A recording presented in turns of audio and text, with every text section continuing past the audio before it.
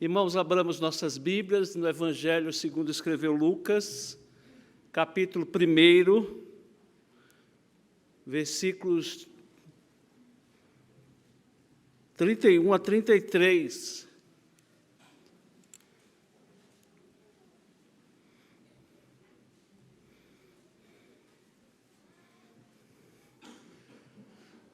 Diz assim a palavra do nosso Deus: Eis que conceberás e darás à luz um filho, a quem chamarás pelo nome de Jesus. Este será grande e será chamado Filho do Altíssimo.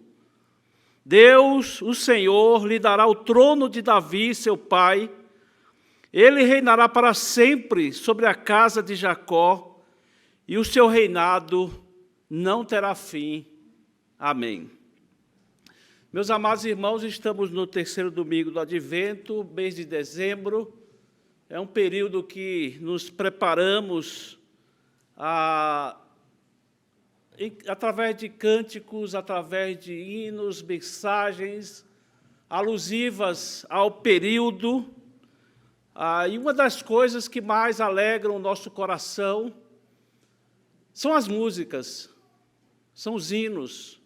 Estamos aí na perspectiva da cantata no próximo domingo. Hoje à noite teremos a participação das nossas crianças e cada hino que cantamos, cada lembrança do Natal, da vinda de Cristo, é uma alegria, as nossas almas são elevadas, nós nos alegramos com os cânticos, nós cantamos porque nós estamos alegres. É algo significativo para nós no Natal. E o cristão, ele tem motivos de sobra para cantar a Deus, para agradecer a Deus pelo envio do seu Filho ao mundo. E no Evangelho de Lucas, nos 2 primeiros capítulos, ao tratar sobre o nascimento de Jesus, o Dr. Lucas, o escritor, ele registra 5 lindas músicas. Você sabia que o Evangelho de Lucas é um evangelho cheio de músicas? Muito bem, irmãos. Acho que você nunca tinha pensado o Evangelho de Lucas dessa maneira. Vejam só, o Cântico de Isabel está registrado no capítulo 1, de 41 a 45. O Cântico de Maria, no mesmo capítulo, versículos 46 a 55. O Cântico de Zacarias, 68 a 79. O Cântico de Simeão, capítulo 2, 29 a 32. E o Cântico dos Anjos, também no capítulo 2, no versículo 14. Então, irmãos, é um período de muita música, é um período de nos alegrarmos, é um período de agradecermos a Deus pelo Natal.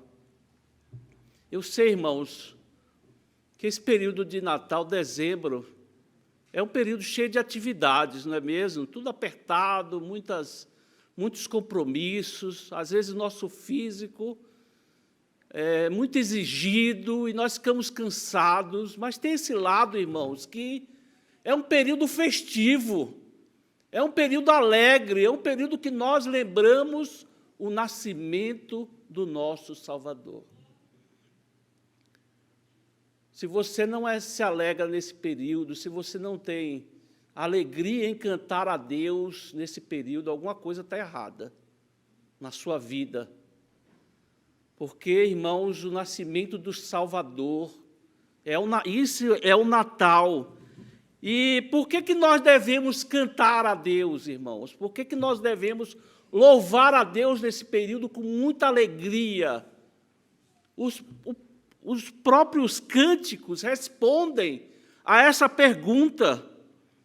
Vejam algumas respostas desses cânticos a esta pergunta: por que nós devemos cantar com alegria nesse período de Natal? Por que devemos nos alegrar sobremaneira nesse período do Natal? Porque, irmãos, as profecias do Antigo Testamento se cumpriram. Veja o que Simeão diz: agora, Senhor, pode despedir em paz do teu servo, segundo a tua palavra, porque os meus olhos já viram a tua salvação, a qual preparaste diante de todos os povos, luz para a revelação aos gentios e para a glória do teu povo de Israel. Nós sabemos, irmãos, a situação dos gentios, do povo de Israel. Todos nós somos pecadores e precisamos da graça de Deus. Todos nós somos pecadores. E, desde o começo, no Antigo Testamento, irmãos, nós vemos essas promessas de um Redentor, daquele que viria nos redimir.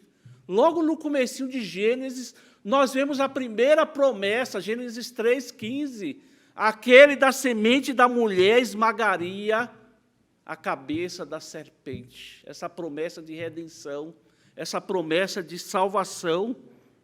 E depois, irmãos, dessa profecia, nós vemos mais de 100 outras profecias complementares, nos lembrando, nos trazendo. Imaginem para aquele povo, irmãos.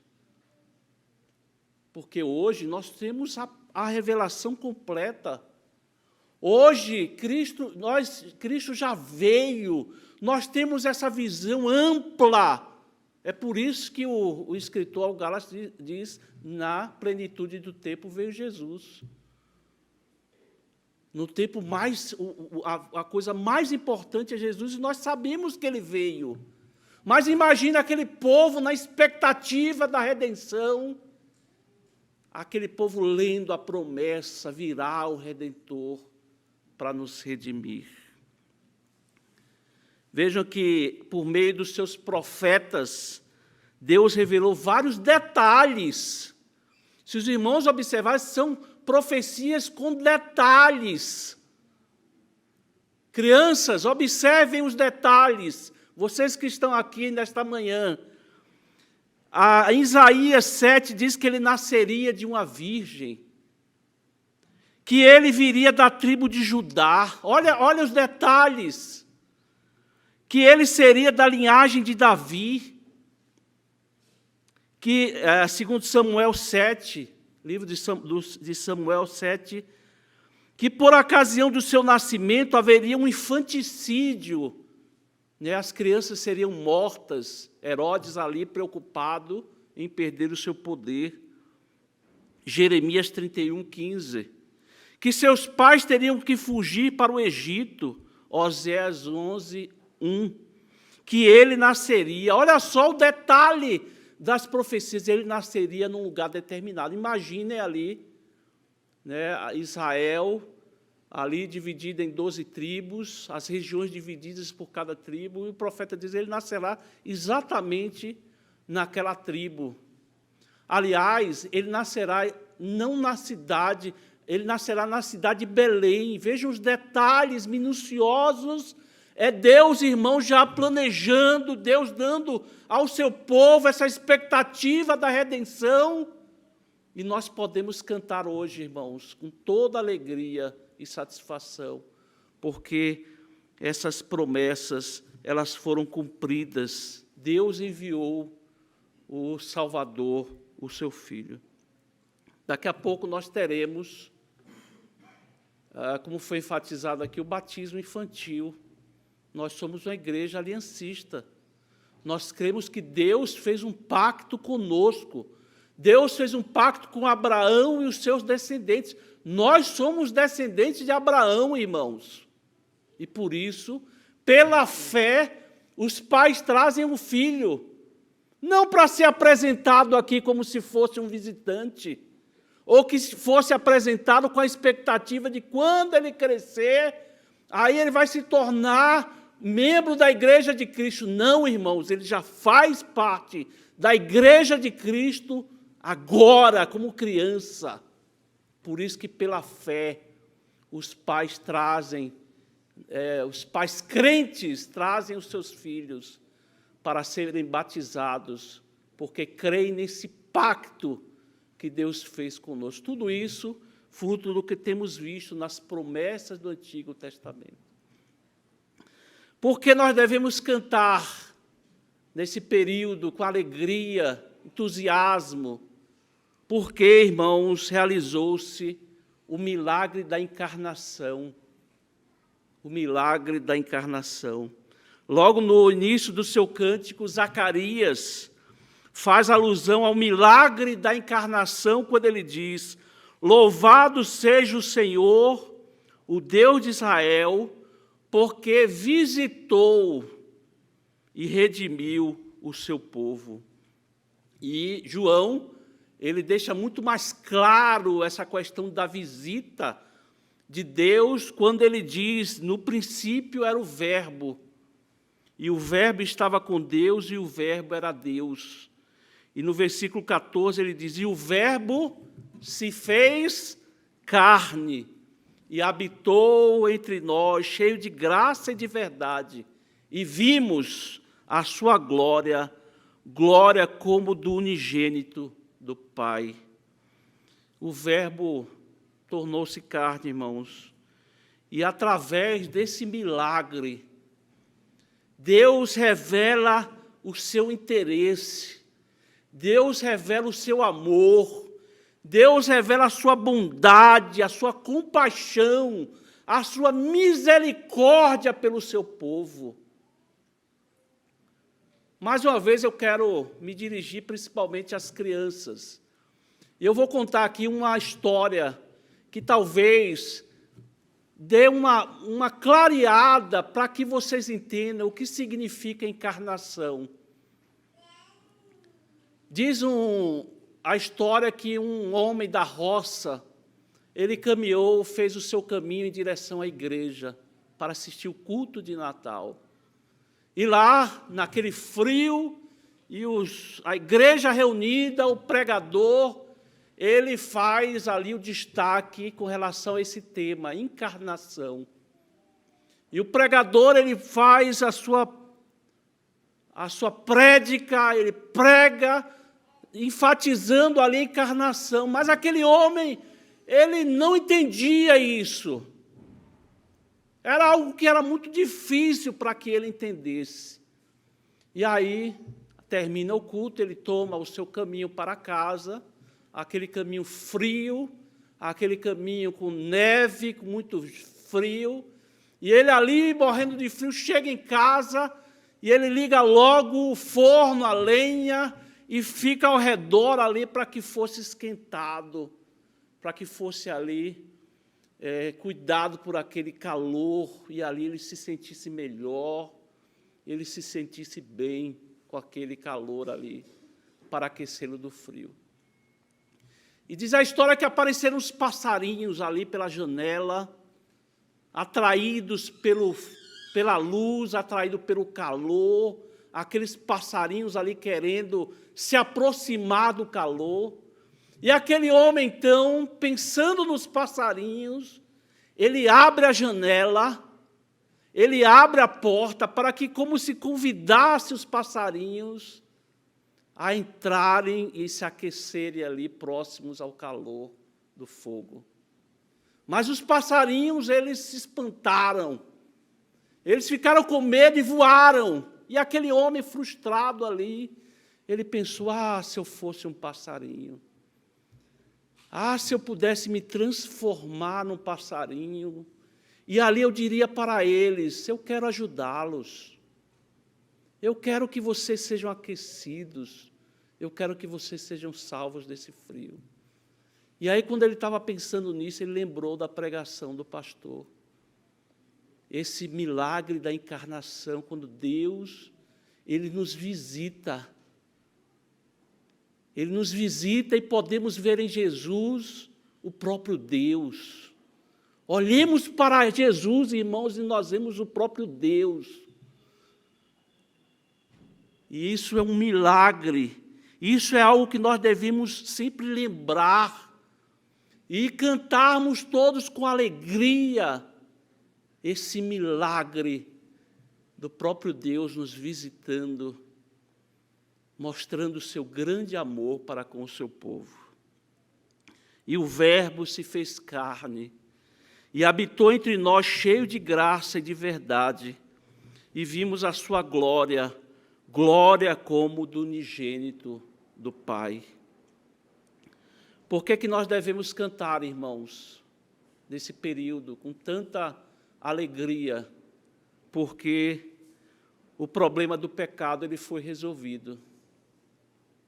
O problema do pecado foi resolvido. Olha o que Zacarias ainda, no capítulo 1, 68 a 70, diz: Bendito seja o Senhor, Deus de Israel, porque visitou e redimiu o seu povo, e nos suscitou plena e poderosa salvação, na casa de Davi, seu servo, como prometera desde a antiguidade por boca dos seus santos profetas.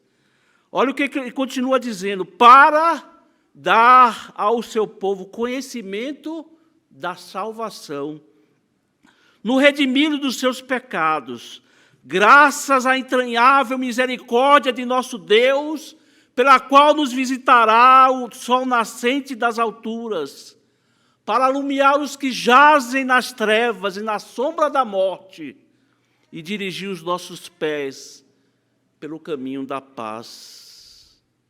No Natal, irmãos, nós não celebramos meramente o nascimento de um bebê, mostrando ali a sua pureza, símbolo da humildade, mas nós louvamos a Deus. Olha o que o próprio Zacarias diz. Zacarias louva a Deus porque no menino Jesus ele vê o Redentor. No menino Jesus que veio até nós vemos o Redentor para nos salvar das sombras da morte. Zacarias, ele vê que o menino veio para promover a poderosa salvação, veio trazer uma mensagem de perdão dos pecados por meio das ternas misericórdias de Deus. E nós vemos na Bíblia, irmãos, desde Gênesis, como eu já enfatizei, Zacarias, como um bom judeu, ele conhecia o Antigo Testamento. Zacarias, ele lia com essa expectativa de que um dia viria o Redentor. E ele pôde ali, com seus próprios olhos, contemplar aquele que traria, aquele que trouxe a salvação para o seu povo. O reverendo Daniel Doriani, ele afirma algo muito interessante. Deus mostrou o poder do seu braço ao afogar o exército de Faraó no mar. Ele dispersou os soberbos filisteus ao abater Golias. Ele derribou do seu trono o poderoso Nabucodonosor e retirou Belsazar do seu banquete. Deus fez todas estas coisas para salvar o seu povo. Deus humilhou o soberbo para mostrar misericórdia a Israel, como ele havia prometido a Abraão em sua aliança eterna. Se você não tem alegria no Natal, se você não vê significado no Natal, além das festas e bebedeiras, você está perdido. Se você não compreende a seriedade do pecado, você está perdido. Você está perdido. É por isso que no Natal, quando nós pensamos no Natal, meus amados irmãos, nós pensamos no grande amor de Deus que enviou o seu único Filho para resolver o nosso problema mais complexo, para resolver o nosso problema mais sério, o maior problema que nós temos, irmãos, que é o problema do pecado. Carson, ele diz, de forma muito simples aqui, mas de forma profunda, a nos apontar para essa verdade. Ele diz que se nossa maior necessidade fosse a econômica, Deus nos teria enviado um economista. Se nossa maior necessidade fosse entretenimento, Ele nos teria enviado um comediante ou um artista. Se nossa maior necessidade fosse estabilidade política, Ele teria nos enviado um político. Se nossa maior necessidade fosse a saúde, Ele teria nos enviado um médico. Mas Deus sabia que a nossa maior necessidade envolvia o nosso pecado, nossa alienação dEle, nossa profunda rebelião, cuja consequência é a morte. E Ele nos enviou um Salvador. Meus amados irmãos, concluindo, o Natal é Cristo nascendo na manjedoura. O Natal é ver as profecias se cumprindo. O Natal é o milagre da encarnação sendo realizada. Jesus vivendo de forma perfeita, sem pecado, o ungido de Deus, o Messias vindo, ensinando, pregando arrependimento para com Deus, morrendo pelos nossos pecados na cruz e ressuscitando com poder e glória. É por isso que o Senhor Jesus, é por isso que a palavra de Deus diz: todo aquele que pratica o pecado é escravo do pecado. Mas se o Filho vos libertar, verdadeiramente sereis livre. Por isso, se você é aprisionado pelos terrores dessa vida, se você é escravo das trevas dessa vida, se você vive penando todos os dias, aprisionado pelas correntes de Satanás, o Natal é a mensagem das boas novas de salvação, para libertar a sua vida, para que você não viva mais nas trevas, para que você não viva mais penando de medo, de terror por essa vida, mas tenha uma vida liberta pelo Salvador, pelo Senhor que nos amou de tal maneira que enviou seu único Filho para que todo aquele que nele crê não pereça, mas tenha a vida eterna. Que Deus, pois, nos abençoe, irmãos. Amém.